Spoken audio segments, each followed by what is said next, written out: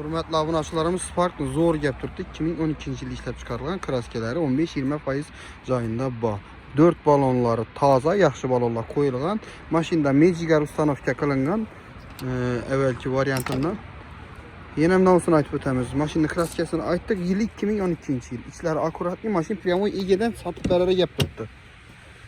Maşinimiz 3 kuruqdan ötken, monitor ustanovka boğan, depelerim ümidin kapkara eteleyen, yürekin kıslık böyle donxuylu. Yine navlarını aytamız. Xullas maşin akuratlı halatda. Narxına geleden bolsak, narxı 52 milyon som aytıp durupdu. Üstünde 1 som yarım som geliştirip beremendədir. Maşinin ustalarınızdan kep teşkiri basanızda boladı. Matizlə narxına Spark 52 milyon soma.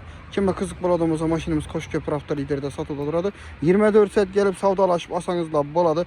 Eğer bu maşinimizden avtokredit kılamandasanız avtokreditdən çıkarıp veremiz.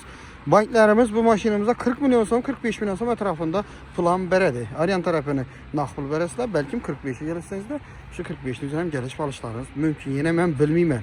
52 de baytdı. Bizə bir son pul vermişsə 50'ye verəmi, 51'e verəmi, 53'e verəmi bir yerini bilinmə. Gələ verəsə Koşköprü avtoliderde satıda duradı. 24 saat işdə oladı. Beyimələr gəlib savdalaşıb asanızda oladı. Kanalımız rivajı üçün bir dana podpiska basıb, like basıb konuşduğunu unutmayın. Həmələrinizə rəhmət. Koşköprü avtoliderde həmməyinizi tutub qalams. Əsəgit satıda Spark.